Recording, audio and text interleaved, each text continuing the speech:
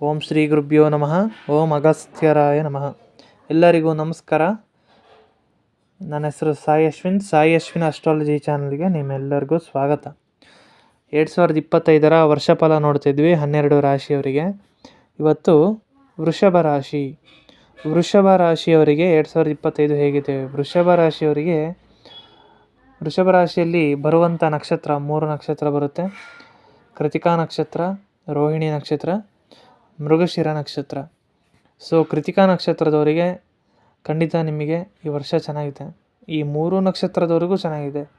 ಕೃತಿಕಾ, ರೋಹಿಣಿ ಮತ್ತು ಮೃಗಶಿರ ನಕ್ಷತ್ರ.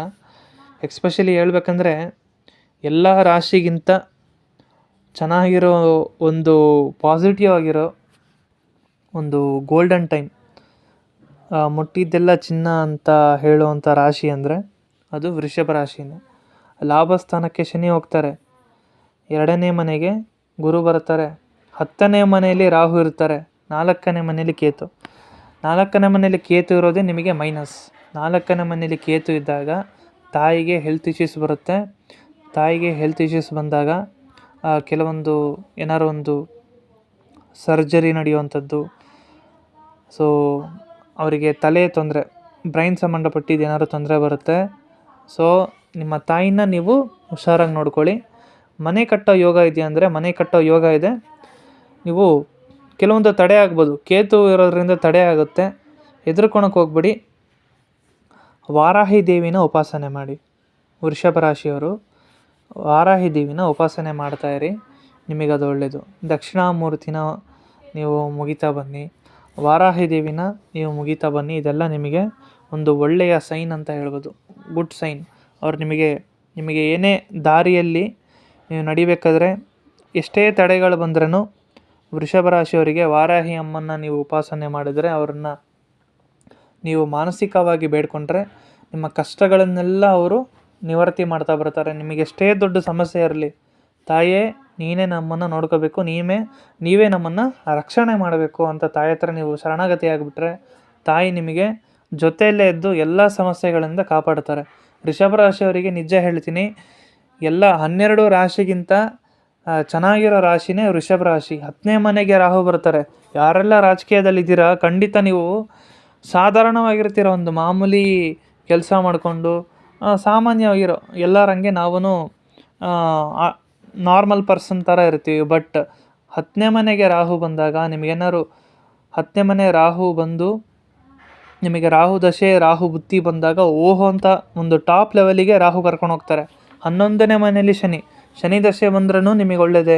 ಗುರು ಬಂದು 2ನೇ ಸ್ಥಾನಕ್ಕೆ ಹೋಗ್ತಾರೆ, ರಾಹುನ ನೋಡ್ತಾರೆ, 10ನೇ ಸ್ಥಾನನ ನೋಡ್ತಾರೆ. ನಿಮ್ಮ ಕರ್ಮಸ್ಥಾನ ನಾವು ನೋಡಿದ್ರೆ ಗುರು ಎಲ್ಲಿ ನೋಡ್ತಾರೋ ಅಲ್ಲಿ ಕೋಟಿ ಶಾಪಗಳು ನಿವೃತ್ತಿ ಅಂತ. ಎಷ್ಟೋ ಪೂರ್ವಜನ್ಮ ಶಾಪಗಳೇನಿದೆ ಎಲ್ಲ ನಿವೃತ್ತಿ. ನಿಮ್ಮ ಕೆಲಸದಲ್ಲಿ ನಿಮಗೆ ಓಹೋ ಅಂತ ಇದೆ. ಯಾರೆಲ್ಲ ಸ್ಟಾರ್ಟಪ್ ಬಿಸ್ನೆಸ್ ಮಾಡಬೇಕು ಅಂತ ಅಂದ್ಕೊಂಡಿದ್ದೀರಾ, ಒಡೆದೇ ಹೇಳ್ತೀನಿ, 100% ಶೋರಾಗಿ ಹೇಳ್ತೀನಿ, ವೃಷಭ ರಾಶಿಯವರು ಮಾಡಿದ್ರೆ ಈ ವರ್ಷ ನಿಮಗೆ ಕೈ ಕೊಡುತ್ತೆ. ವೃಷಭ ರಾಶಿಯವರೇ, ಈ ವರ್ಷ ನೀವು ಸ್ಟಾರ್ಟಪ್ ಬಿಸ್ನೆಸ್ ಸ್ಟಾರ್ಟ್ ಮಾಡಿ. ನಿಮಗೆ ಈ ವರ್ಷ ಅದ್ಭುತವಾದ ಒಂದು ಕಾಲ ಅಂತ ಹೇಳ್ಬೋದು.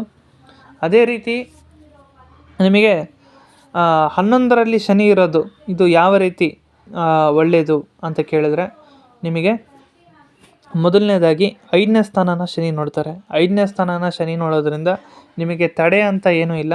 ಎಜುಕೇಷನಲ್ಲಿ ಓದಬೇಕು, ಸ್ವಲ್ಪ ನೀವು ಕೆಲವೊಂದು ಸಬ್ಜೆಕ್ಟ್ನ ಬ್ಯಾಕ್ ಉಳಿಸ್ಕೊಳ್ಳೋ ಆ ಥರ ಇರುತ್ತೆ. ಬಟ್ ಫೋಕಸ್ಡಾಗಿ ಓದಿ. ಜ್ಞಾಪಕ ಶಕ್ತಿ ಅನ್ನೋದು ಕಡಿಮೆ ಆಗುತ್ತೆ. 5ನೇ ಸ್ಥಾನಕ್ಕೆ ನೋಡಿದ್ರೆ ಜ್ಞಾಪಕ ಶಕ್ತಿ ಅನ್ನೋದು ಕಡಿಮೆ ಆಗುತ್ತೆ. ಮಂತ್ರಗಳನ್ನ ಜಪ ಮಾಡ್ತಾಯಿರಿ. ಗಾಯತ್ರಿ ಮಂತ್ರನ ಜಪ ಮಾಡೋದು, ಹಾಗೆ ಹೈಗ್ರೀವರ್ ಮಂತ್ರನ ಜಪ ಮಾಡೋದು. ಅದೇ ರೀತಿಯಲ್ಲಿ ವಿಷ್ಣು ಸಹಸ್ರನಾಮ, ನೀವು ಎಷ್ಟಕ್ಕೆಷ್ಟು ವಿಷ್ಣು ಸಹಸ್ರನಾಮ ಹೇಳ್ತೀರೋ ನಿಮಗೆ ಶನಿ 11ನೇ ಸ್ಥಾನ ಲಾಭ ಸ್ಥಾನದಲ್ಲಿರೋದ್ರಿಂದ ಲಾಭ ಹೆಚ್ಚಾಗಿ ಬರುತ್ತೆ. ನೀವು ಮಾಡೋ ಕೆಲಸದಲ್ಲಿ ಲಾಭ ಹೆಚ್ಚಾಗಿ ಬರುತ್ತೆ. ಎಷ್ಟು ನೀವು ವಿಷ್ಣು ಸಹಸ್ರನಾಮನ ಜಪ ಮಾಡ್ತೀರೋ ನಿಮಗಷ್ಟು ಒಳ್ಳೆಯದು ಅಂತ. ಶ್ರೀಧ ಶ್ರೀಸ ಶ್ರೀನಿವಾಸ ಶ್ರೀನಿಧಿ ಶ್ರೀನಿಭಾವನಃ ಶ್ರೀಧರ ಶ್ರೀಕರ ಶ್ರೇಯ ಶ್ರೀಮಾನ್ ಲೋಕತ್ರಯಾಶ್ರಯ. ಈ ಮಂತ್ರನ ಯಾವಾಗಲೂ ಹೇಳ್ತಾ ಇರಬೇಕು. ಇನ್ನೊಂದು ಸತಿ ಹೇಳ್ತೀನಿ, ಕೇಳಿಸ್ಕೊಳ್ಳಿ. ಶ್ರೀಧ ಶ್ರೀಸ ಶ್ರೀನಿವಾಸ ಶ್ರೀನಿಧಿ ಶ್ರೀನಿಭಾವನಃ ಶ್ರೀಧರ ಶ್ರೀಕರ ಶ್ರೇಯ ಶ್ರೀಮಾನ್ ಲೋಕತ್ರಯಾಶ್ರಯ.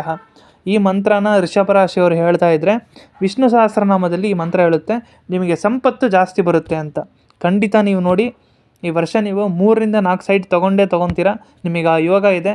ಶನಿ ಭಗವಾನಿನ ಒಂದು ಪರಿಪೂರ್ಣವಾದ ನಿಮಗೆ ಅನುಗ್ರಹ ಸಿಗುತ್ತೆ. ಸೊ ಎಲ್ಲರಿಗೂ ಒಳ್ಳೆಯದಾಗಲಿ. ವೃಷಭ ರಾಶಿಯವರೇ, ತಿರುಪತಿಗೆ ಒಂದು ಸತಿ ಹೋಗಿ ಬನ್ನಿ. ನಿಮ್ಮ ಎಲ್ಲ ಒಂದು ಕಾರ್ಯಗಳು ಜಯವಾಗಲಿ ಅಂತ ವಾರಾಹಿಯ ಮಾತ್ರ ನಾನು ಬೇಡ್ಕೊತೀನಿ. ಧನ್ಯವಾದಗಳು.